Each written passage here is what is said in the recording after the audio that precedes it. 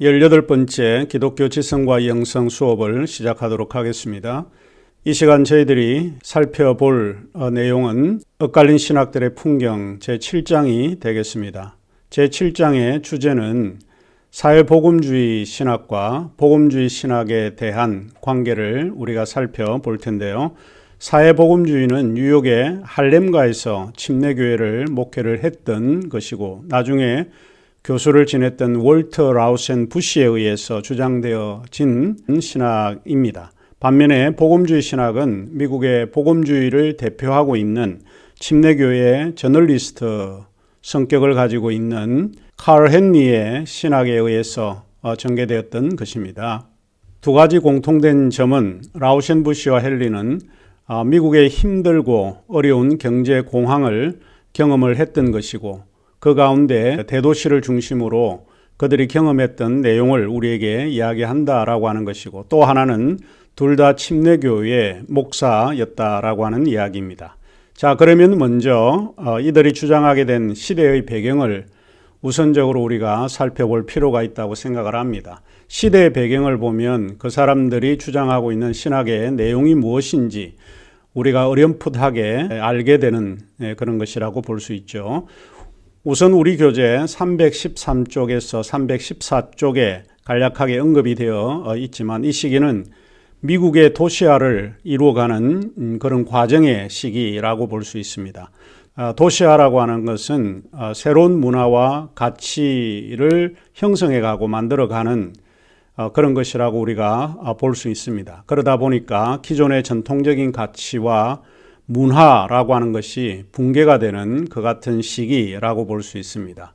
도시화란 자본주의 사회의 가치를 중요하게 여기는 것이라고 볼 수 있는데 자본주의라고 하는 것은 돈의 가치, 즉 경제적인 것 때문에 많은 사람들이 도시로 몰려오는 현상입니다. 이 유입되어 있는 여러 사람들에 의해서 형성되어져 가는 것이 도시화입니다. 도시화가 만들어지는 것은 간단합니다. 돈 때문에 사람들이 도시로 몰려들게 된다라고 보는 것이죠.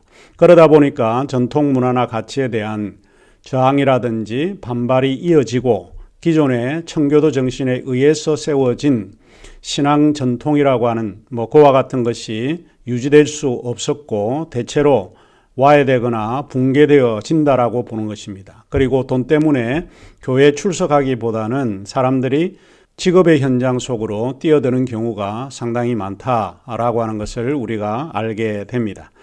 따라서 이런 청교도 정신에 의해서 세워진 미국의 신앙이라고 하는 가치가 와해되고 붕괴되고 그리고 뿐만 아니고 다양한 문화가 형성이 되어지면서 기존의 가치가 상실되어졌다라고 보이는 것입니다. 이 도시화라고 하는 것은 반드시 좋은 것은 아닙니다. 물론 편리함이라든지 경제적인 부유함이 존재하기는 하지만 이 도시화가 만들어지게 되면 하위 문화가 형성이 되어집니다. 이 하위 문화가 형성이 되어지면 사회 병리 현상이라고 하는 것이 생겨나게 됩니다. 말하자면 도시화라고 하는 것이 산업화와 공업화가 되는 길인데 그러다 보니 일은 해야 하는데 손은 모자르고 이민 정책을 통해서 다양한 사람들을 수용할 수밖에 없는 정책을 펼 수밖에 없습니다. 수용 정책이라고 하는 것은 미국이 미합중국이기 때문에 다양한 사람들이 모여 하나의 나라가 되는 사회가 되는데 거기에 맞게끔 쉽게 수용하는 정책을 펼쳤다 하는 것입니다. 이러한 결과는 복음에 대한 새로운 이해가 필요한 그런 시기가 되었다라고 보이는 것이죠. 이 복음에 대한 새로운 이해에서 라우센 부시와 칼 헨리의 사상은 서로 엇갈린 또 상반된 입장을 보일 수밖에 없었다라고 보는 것입니다. 그들이 가지고 있는 미국의 배경에 대해서 또 그들에게 복음을 전하기 위해서 어떠한 방식을 취해야 할 것인가 고민하지 않을 수 없습니다. 제가 누차 이야기를 하지만 복음이라고 하는 것은 진리이고 변하지 않는 성격을 가지고 있습니다. 그러나 복음에 대한 표현 양태는 다양해야 한다라고 우리가 생각을 합니다. 지난번 시간에 신죽음의 신학을 이야기할 때도 복음에 대한 표현 양태를 가지고 고민을 했던 것과 같이 사회복음주의와 복음주의 신학이라고 하는 이 신학들도 복음에 대한 표현 양태에 심각한 고민을 하지 않았을까 생각을 합니다. 그래서 한쪽에서는 사회복음을 주장하게 되고 이 사회복음은 개인 구원이 아니고 사회 구원을 강조하게 됩니다. 사회가 구원받아야 개인이 건전하고 평화롭고 구원받을 수 있다라고 하는 그런 생각을 가지게 된 것 같고 이와는 달리 다른 쪽에서는 개인 복음을 강조하고 있습니다. 이 개인이 구원을 받아야 이 개인 구원받은 새롭게 피조물이 된 개인이 사회를 변화시킬 수 있고 개혁할 수 있다라고 하는 그런 생각을 가지게 되는 것입니다. 복음이라고 하는 것은 힘이 있습니다. 그러나 그 복음은 어떤 방식으로 전개되고 사람들에게 전달할 수 있을까 하는 이야기입니다.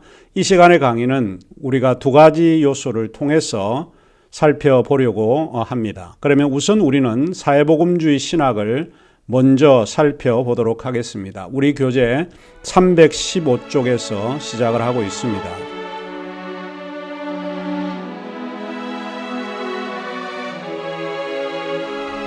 자, 그러면 우리가 교재를 통해서 사회복음주의 신학에 대해서 살펴보고 또 월터 라우센 부시가 누구인지 우선적으로 살펴보도록 하겠습니다. 우리 교재 315쪽에서부터 시작을 하고 있는데 이 교재를 중심으로 제가 간략하게 설명을 해드리도록 하겠습니다. 일단 라우센 부시는 자유주의 신학자인 폰 하르낙이라고 하는 사람에 의해서 영향을 받습니다.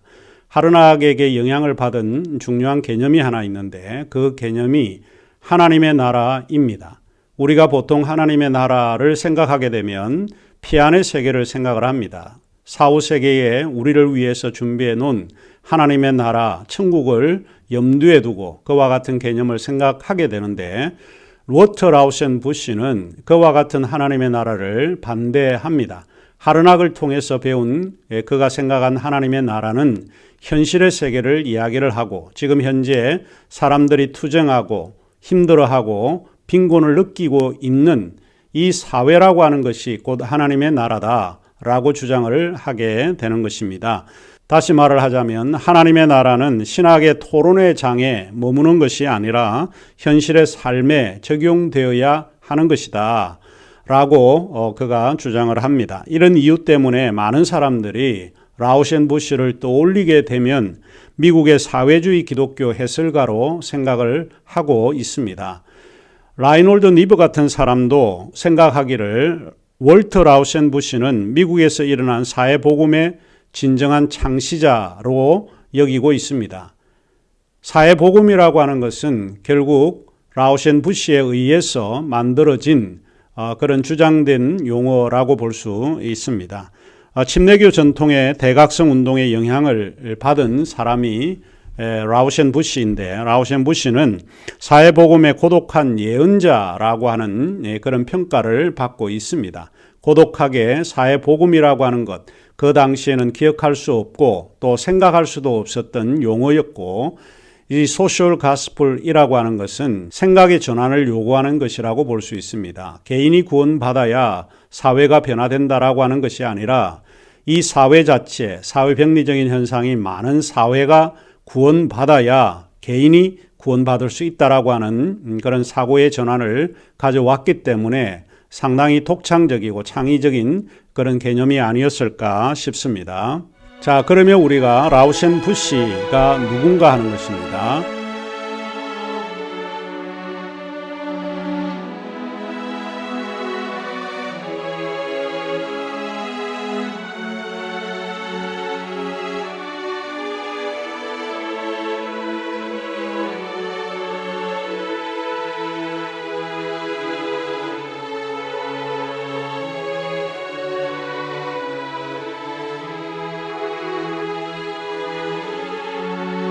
할렘가의 혁명신학자라고 제가 평가를 했는데 실제로 그가 뉴욕이라고 하는 대도시를 중심으로 목회를 했기 때문에 거기에서 얻어지는 다양한 경험들에 의해서 사회복음이라고 하는 것이 자연스럽게 생각이 들지 않았을까 싶습니다.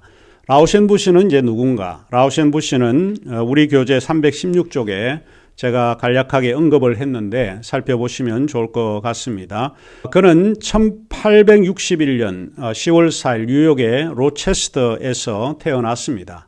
라우센 부시는 독일 루트 목사의 아들로서 출생을 하게 되는데 아버지가 미국으로 선교사로 이제 오게 되고 결국은 선교 일을 하지는 않았고 미국의 로체스터 신학교에 독일어를 가르치는 교수가 되었습니다. 로체스터 신학교에 라우센 부시도 입학을 해서 그곳에서 신학을 배우게 되는 것입니다. 로체스터 신학교 내에 독일어를 하는 사람들이 많지 않았기 때문에 독일 루트 교회에 소속을 가지고 있었기 때문에 그 아버지가 자연스럽게 독일어를 가르치는 교수가 되지 않았을까 싶긴 합니다.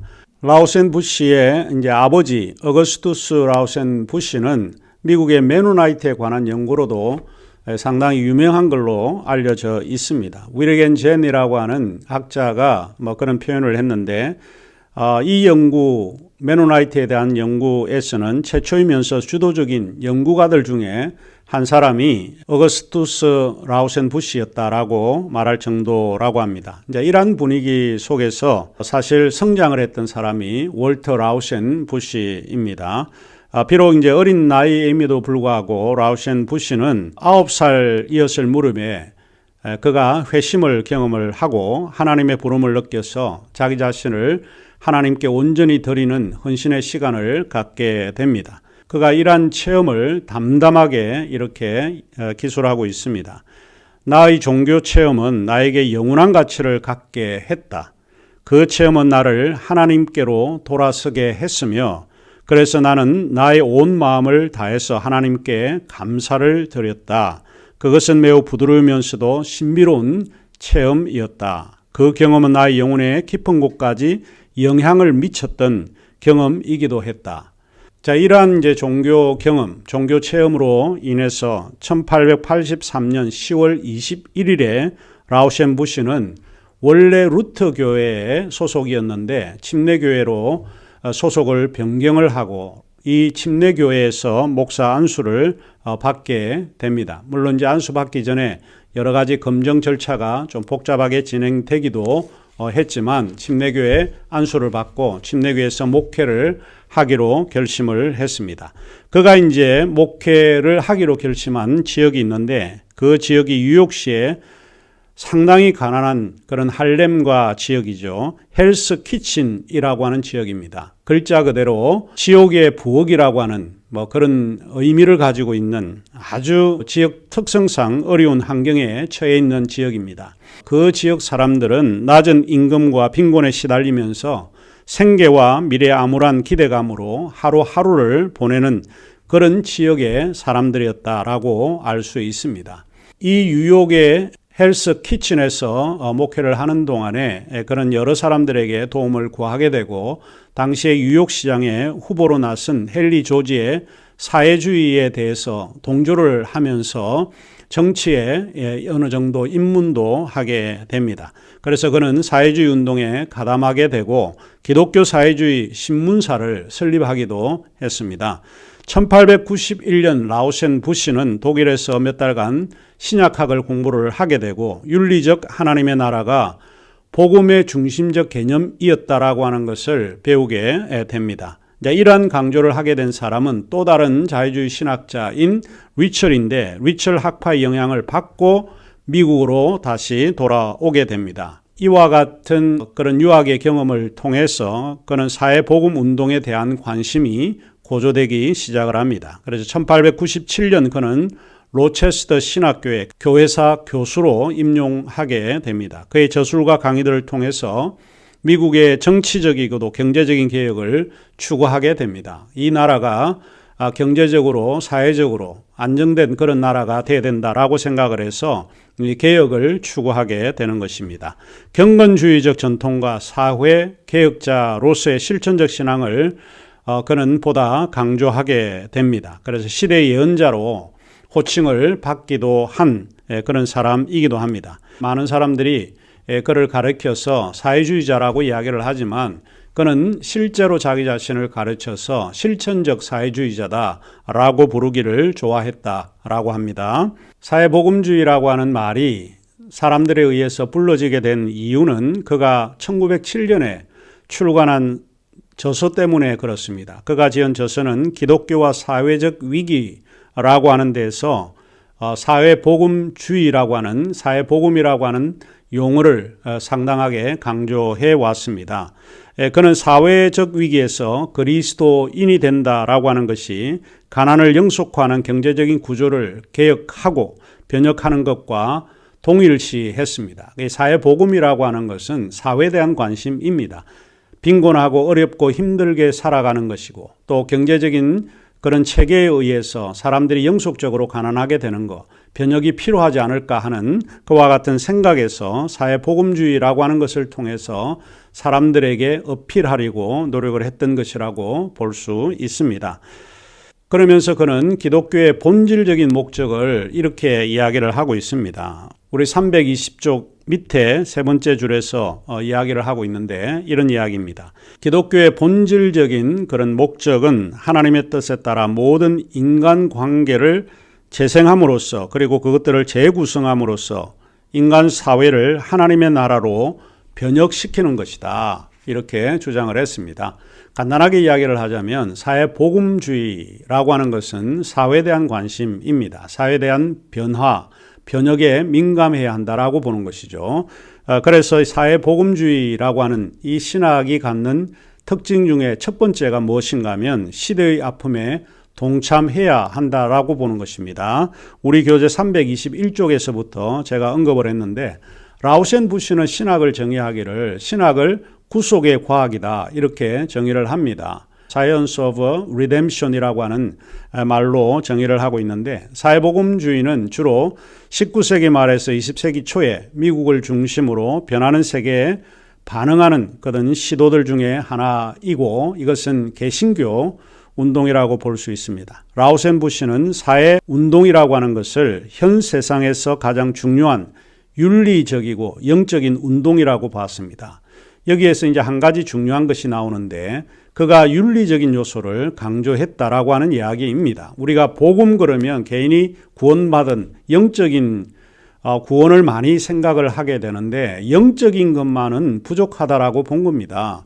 개인이 구원받았을 때 새로운 피조물이라고 이야기를 할 때 그 새로운 피조물은 다름이 아니라 윤리적으로 변화된다라고 보는 거죠. 자기가 사용하고 있는 경제적인 돈의 문제라든지 또 사람들에게 노동을 부여하면서 착취하지 않는 이런 것들이 대부분 윤리적이라고 봅니다. 구원받은 사람들은 윤리적이어야 한다라고 주장을 합니다. 영적인 것만이 다가 아니고 또 윤리적인 것도 포함이 돼야 된다. 그것이 가장 중요한 그런 사회복음주의 중에 하나다라고 이야기를 합니다. 그래서 사회복음주의 신학은 시대의 요청에 반응하는 신학이다라고 여러분이 생각을 하시면 될 것 같습니다. 여기서 우리가 한 가지 더 이제 생각을 해볼 수 있는 것이 이제 그것인데 복음이라고 하는 것은 개인을 변화시키는 힘이 되기도 하지만 사회를 변화시키는 능력이 되는 기능이기도 한다라고 주장을 하게 되는 것입니다. 개신교 중심의 신앙으로는 사회 억압과 또 지배적 구조에 반응할 수가 없고 개혁을 할 수가 없다. 그래서 결국에는 복음이라고 하는 그 요소는 개인에게도 중요하지만 사회가 구원받아야 한다라고 하는 이런 그런 생각을 했던 것 같습니다.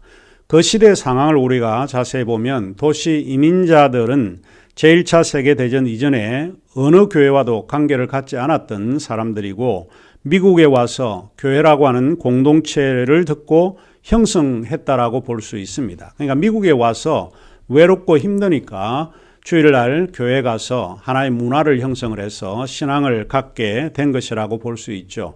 이런 사람들을 보고 그가 할렘가에서 목회를 하게 되면서 그가 체득하게 된 그런 내용이라고 볼 수 있습니다.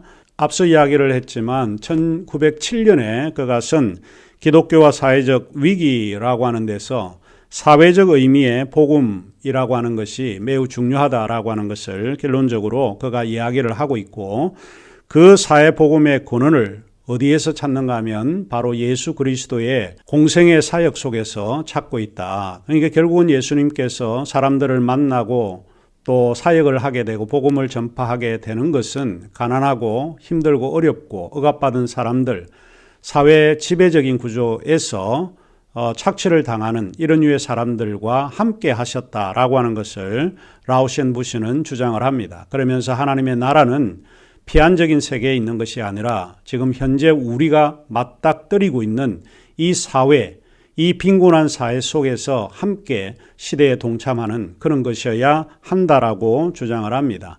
하나님의 나라라고 하는 것은 종말의 시간에 우리에게 오는 미래의 사건이 아니라 현재 사회에 이루어지는 현세적 사건이다라고 라우셴부시는 결론적으로 이야기를 하고 있습니다. 두 번째 사회복음주의의 특징은 사회 구원이 개인 구원보다 선행하고 있다. 앞서 우리가 누차 이야기를 했지만 신학이라고 하는 것은 복음보다 우월하지 않은 것입니다. 많은 사람들은 신학을 생각할 때 복음보다 앞서 생각하는 경향이 많았던 것 같습니다. 그래서 신학이라고 하는 것은 복음에 앞서지 못한다라고 보는 것이죠. 사회라고 하는 이런 토양에서 만들어지는 것이 신학이라고 볼 수 있습니다. 그래서 이 복음은 이런 신학보다 선행하고 있다. 이런 점에서 이 신학보다 앞서 있는 것이 결국에는 우리가 살아가는 현세적 현실이라고 볼 수 있습니다. 여기에 대해서 이제 신학은 관심을 갖고 그런 방법으로 사람들에게 복음을 전해야 한다라고 하는 이야기입니다. 라우셴부시는 이 복음을 이야기를 하면서 중요한 그 개념 중에 하나가 죄의 문제를 다루고 있습니다. 죄에 대한 의식이 많은 사람들이 결여되어 있다라고 볼 때 개인 구원이 아니라 사회 구원을 이야기를 하고 있기 때문에 사람들이 가지고 있는 죄에 대한 문제는 개인이 가지고 있는 영적인 죄가 아니라 사회 속에서 일어나고 있는 죄를 라우셴부시는 지적을 합니다. 그래서 라우셴부시는 죄에 대해서 많은 사람들이 결여되어 있다라고 주장을 하고 있는데 죄에 대해서 결여되어 있다라고 하는 그런 이야기는 도덕적으로 성숙하지 못했다라고 하는 아니면 이 사회를 차단하는 그와 같은 것이라고 봅니다. 사회에 대한 관심을 갖지 않는 그것이 일종의 죄다라고 그가 주장을 합니다. 그러면서 그가 생각하는 죄에 대한 특징들이 몇 가지 있는데 그 중에 하나가 죄는 이기주의 요소가 있다라고 주장을 합니다. 사회에 대한 관심을 갖지 않는 그것은 죄다라고 주장을 하고 또 하나는 죄의 추상적인 형식들 여기에 대해서 반대를 하면서 죄는 하나님과 자아 간의 갈등의 시작이라고 보여집니다. 그래서 결국에는 죄라고 하는 것은 우리 인류 공동의 선을 위해서 노력하지 않는 이런 것들이 일종의 죄다 이렇게 주장을 합니다. 사회복음주의 신학의 세 번째 특징이고 마지막 특징으로서는 하나님의 나라는 현실적 나라라고 생각을 해볼 수 있습니다. 이제 그가 꿈꾸고 희망하는 나라는 도대체 무엇인가? 사회주의를 꿈꾸고 있었던 것인가? 아니면 노동 연방을 꿈꾸고 있었던가? 혹은 민주주의를 꿈꾸고 있었는가? 그것에 대한 분석은 좀 정확하게 알 수는 없지만 그가 이야기하고 제시하는 내용들을 보면 사회 속에서 일어나고 있는 여러 가지 정치 구조 또 지배 구조 이와 같은 내용들을 상당히 강조하고 있다라고 볼 수 있습니다. 그가 특별히 어떤 프레임을 가지고 그와 같은 것을 꿈꾸고 희망했다라기보다는 현실 자체가 불완전하고 모순덩어리였기 때문에 이 현실을 바꾸고자 했던 그런 노력이 아니었을까 싶긴 합니다. 그래서 그가 생각하고 있는 것은 아마 구체적으로 두 가지 정도를 우리가 추론해 볼 수 있을 거다 이렇게 생각을 합니다. 그 중에 하나가 그가 꿈꾸고 희망했던 것은 형제가 있는 사회라고 하는 것입니다. 일종의 왕국인데 서로 사랑하고 서로 그리스도 안에서 위하고 위로하고 힘들고 어려운 상황 속에 힘이 되어주는 그와 같은 형제가 필요한 그런 나라가 하나님의 나라다 이렇게 생각을 했던 것 같고 또 하나는 노동의 연방을 꿈꾸고 있었습니다. 형제를 구성하는 하나님의 나라는 죄의 나라를 거절하고 있는데 죄의 나라는 의의 친교 공동체를 반대하는 나라라고 볼 수 있습니다. 그래서 그가 형제를 꿈꾸고 있고 이러한 나라가 노동의 연방이라고 하는 그런 나라를 통해서 성취할 수 있지 않을까 이렇게 생각을 했던 것 같습니다. 그리고 실제적으로 사회 속에 일어났던 여러 가지 제도에 대해서 문제를 제기했던 것을 우리가 알 수 있습니다. 노동조합이 가지고 있는 그런 탐욕들, 경쟁들, 그와 같은 경제에 대해서 상당히 변혁을 요구를 했던 것을 보면 우리가 생각하는 것이 그가 연방의 노동의 연방이었을 것이다 라고 생각을 하게 되는 것입니다. 자, 결론적으로 이제 간단하게 정리를 하자면 라우셴부시가 주장했던 사회복음주의라고 하는 것은 하나의 신학이라기보다는 제가 생각할 때는 운동으로 생각을 해야 할 것 같습니다. 사회 속에 일어나는 여러 가지 병리적인 현상들, 그것이 경제이든 정치이든 혹은 신학적이든 모든 것들을 변혁하고 개혁하려고 하는 그런 꿈을 가지고 그가 시작한 것이 바로 사회복음주의 신학이 아니었을까 생각을 합니다. 그러면 18번째 강의는 여기서 마치고 19번째 강의에서 다시 뵙도록 하겠습니다.